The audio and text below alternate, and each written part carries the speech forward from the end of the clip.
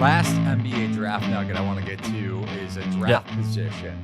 And that market is also bettable. You can price shop the best odds over at TheLines.com. Anthony Black, his draft position is set at 8.5 as of now. The under is juiced, so that means that bettors, or at least the market, is expecting him to go at the number 8 overall pick or lower in the 2023 draft. The over is priced at plus 130, and he's projected, or at least at the beginning when a lot of mock drafts started to come out and intel started to leak, a lot of projections had him going number 8 to the Wizards. Now, I'm seeing as high as number 6 as of this recording to the Magic right after the Pistons go, potentially with Walker at 5th overall. You have him as high as, I think you have him at number 9 to the Utah Jazz, which would indicate an overbet in theory at plus 130. So what makes you think he goes past 8?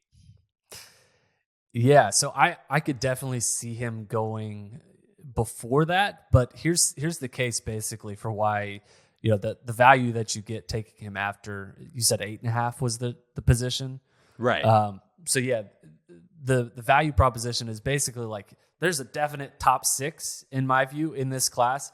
It's Victor Wembanyama, Scoot Henderson, Brandon Miller, Cam Whitmore, Amen Thompson, and Osar Thompson. And then you're talking about Jarris Walker, who I have obviously projected at number 5. I think his range is probably somewhere between like 5 and 8, more realistically. So you get to Indiana at 7, right? The Pacers. Maybe they take Jarris Walker if he slips. Maybe they take Anthony Black. Not entirely sure how that fit would go with next to Tyrese Halliburton. Very like similar players, and I think the pro comp for Anthony Black could actually be like Tyrese Halliburton. Very long, kind of a connector type prospect. So maybe some duplicative skill sets. So then you go to Washington at number 8, right? Like basically, I think the gamble is are the Wizards going to take Anthony Black at number 8? Like that to me is the over under. And if you think that he goes there at number 8, then sure, like I understand why there's juice to the under. But I think realistically, like there's a number of players that are going to be in the mix here. Anthony Black is definitely not a lock to go at number 8. Like Keontae George would make a ton of sense. If Jarris Walker ends up slipping, or Osar Thompson, or even Amen Thompson, I don't think he slips that far. But both the Thompson twins, I think, have really gained some steam during this pre-draft process. So I think you also too have to factor in the fact that, like, let's say the Thunder at number 12 see that they really like, let's just say Keontae George, and Keontae George doesn't go at 5. He doesn't go at 6. He doesn't go at 7.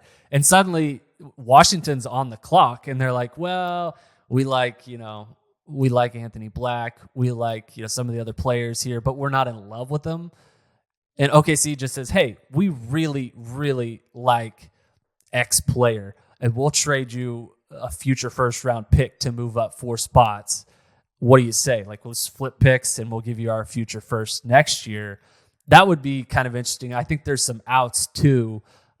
Maybe if they really like Anthony Black, then maybe the under there would make some sense. But I think there's a number of different ways this could go, and I don't think just in a vacuum like it has to be Washington. But I think that is kind of in a nutshell like how I'm approaching it now. So I would probably just take the value with Anthony Black to take the over at 8.5. Like if he falls to somewhere between like 9 and 12, would make a lot of sense. But if he ends up slipping, like wouldn't be surprised at all if some teams like, oh, well, this is the top 6 player in this class.